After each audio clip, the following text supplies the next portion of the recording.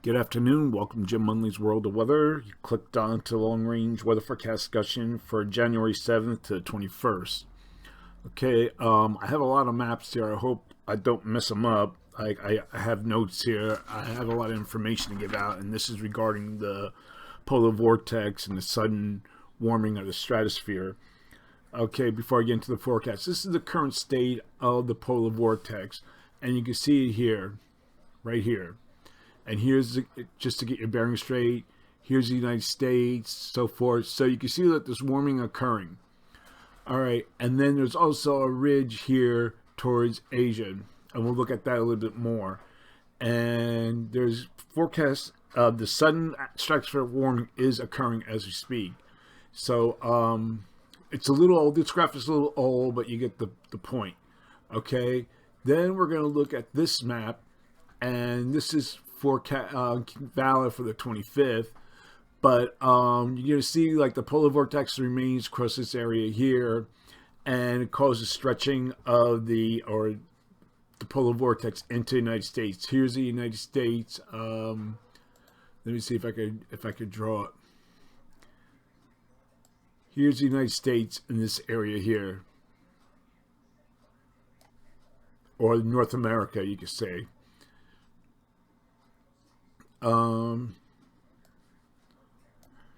Okay, so that's the United States. Now we're going to look at another graphic right here, and you can see that there is a period between the 27th and the 29th of January. It's already passed. There is some weakening in the circulation in the bottom layers.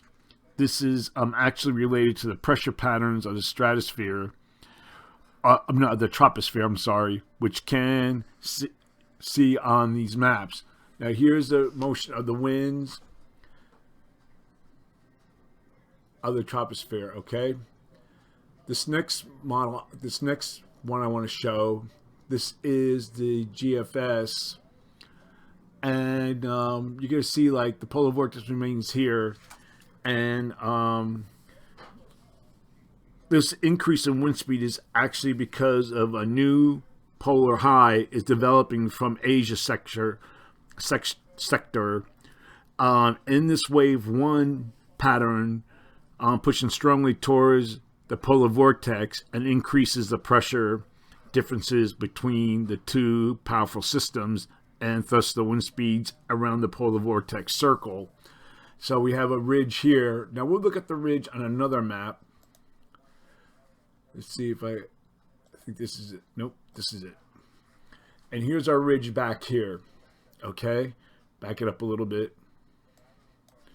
We have a ridge back here. Now we have a trough here across Eastern Asia, which favors a trough in the east. And we'll go to the period here.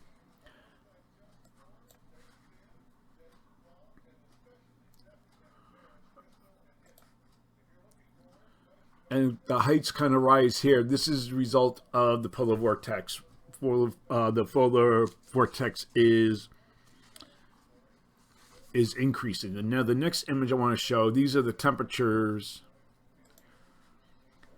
of the polar vortex. I don't know if you can see it here, but I want to show you here. Let me try to draw this again.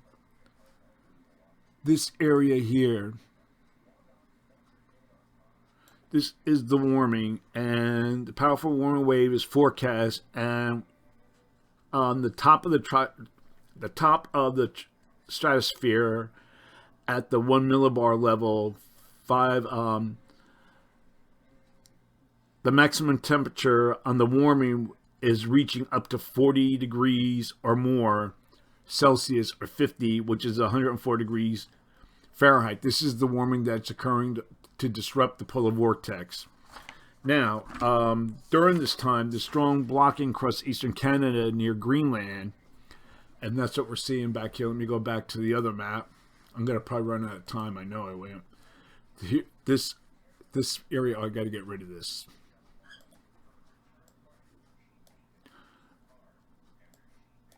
Okay. This strong warming here across Greenland should lead to Arctic air pushing in different directions. Although it may not be the extreme cold created by a shift in the polar vortex, the strong blocking in eastern Canada just west of Greenland as we go through the period goes west of Greenland should force very cold air across the eastern Rockies, be more centered to the west, that's a western base, and to the northern Rockies, plains, south, then move east across the Midwest, Great Lakes, and the Northeast. Okay, I think I did it. If I did, I'm amazed. Okay, now we're going to get to the forecast. This is for January 7th to the 11th. And you can see it hasn't changed much since last week. We still have our trough here near the Aleutians. We have a ridge in the west across the northern states, and an area below normal heights, our trough across the southern U.S. So during this period, we will have a southern stream system moving along the Gulf Coast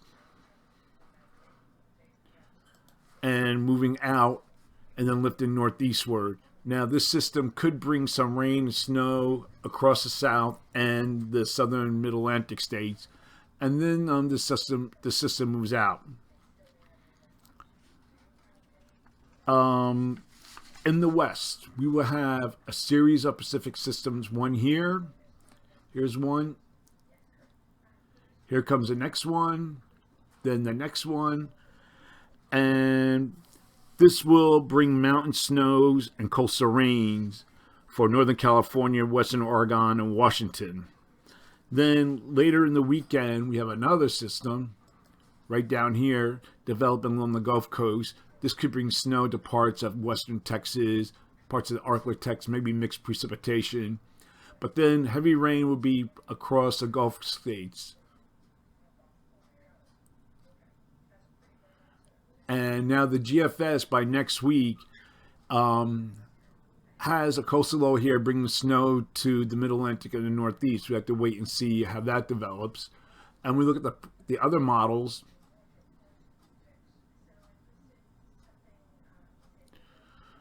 Are slower, like this is European and more to the south.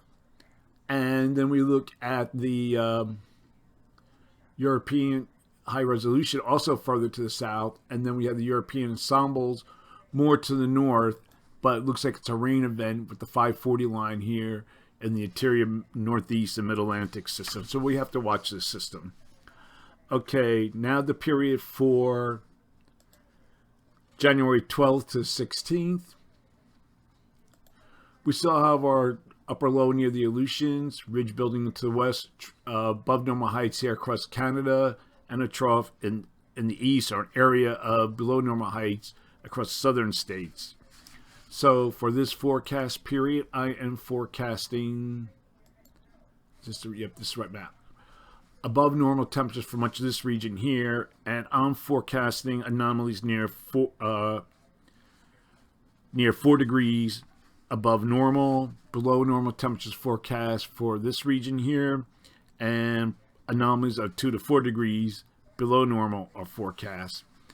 And for precipitation, calling for above normal precipitation for the Northwest and Florida. And the probability of occurrence is near 40%. Looking at the period for January 17th to 21st, this is where we might see the colder air moving into the eastern U.S. We still have our trough here, above normal heights here.